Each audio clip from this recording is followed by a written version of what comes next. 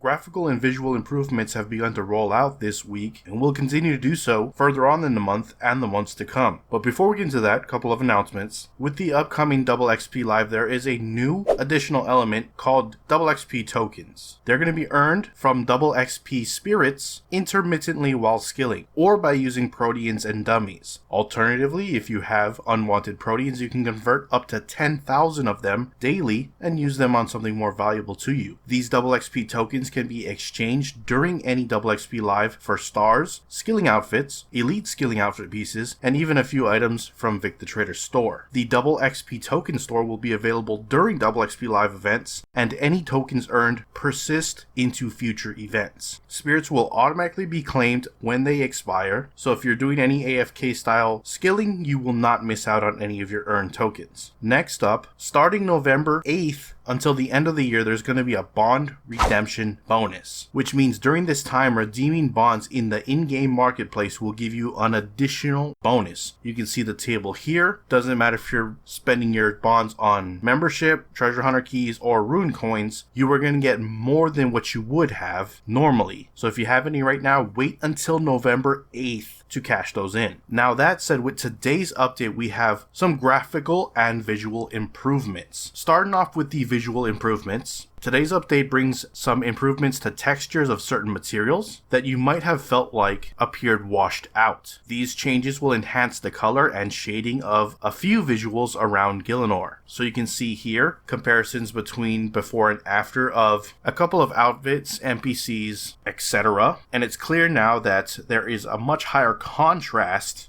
and even better saturation in the colors of a lot of these outfits. Check out the world and see where this change adds more depth of color, and maybe some of your favorite outfits now look all the more better. On top of this, as I said, they're going to be putting out a few graphical updates over the next month or so, and today they started with the island of Entrana. So you can see here in these images, Mod Fox has led the charge, bringing the island's geometry up to date and even giving the monks a brand new boat. This little graphical boost, as it continues to roll out throughout Gielinor, is going to really help bring a cohesion to the game world that, once fully complete, is probably something that RuneScape has never actually had, seeing as some areas have always been out of date at least some point in the game. Anyways, if you enjoyed the video so far, please hit that like button. If you're not subscribed yet and you'd like to stay up to date on all things RuneScape related, please hit that subscribe button. Thank you. Lastly, we're going to close out the video here with looking at some of the patch notes that came out with today's update, so let's check it out. Only thing we're going to be looking at today is some game jam updates that improve the dungeoneering skill. The dungeon map on mobile has been moved to be beside the mini-map, able to click on the door behind skill checks in Demonheim to begin attempting them. Reduce the number of times Luminescent Ice Fiend uses its special attack. Mastix creatures can no longer be killed, and their examine text has been updated. Increased base accuracy within dungeoneering to be more in line with other areas of the game. Demonheim dungeoneering variants of Hex Hunter Bow works as described. Completing the statue arming puzzles will immediately unlock the door while the animation plays. Reduce the delay between when a shifting ghost can be attacked. When a player makes the correct selection for the sarcophagus consecration puzzle, all 4 herbs are harvested together. Inventory space is taken into account on harvesting the herbs. If the player makes an incorrect selection, they will take damage but can still progress with the puzzle by choosing the correct selection in subsequent tries. Farming resources will more accurately match the player's farming skill level at high skill levels. Rebalance Calgar the Warmonger boss fight to be difficult but manageable. And lastly, the requirement for the Port Enter achievement have been changed. Players now only need to create a Porter of Passage 5 or above. And that is it for your patch notes. Links to everything discussed in this video will be down in the description below, so head on over there and check them out if you wish to do so. If you missed last week's video, it'll be on screen now. Check it out there. And if not, I'll see you with the next news update video. I am out. Aloha.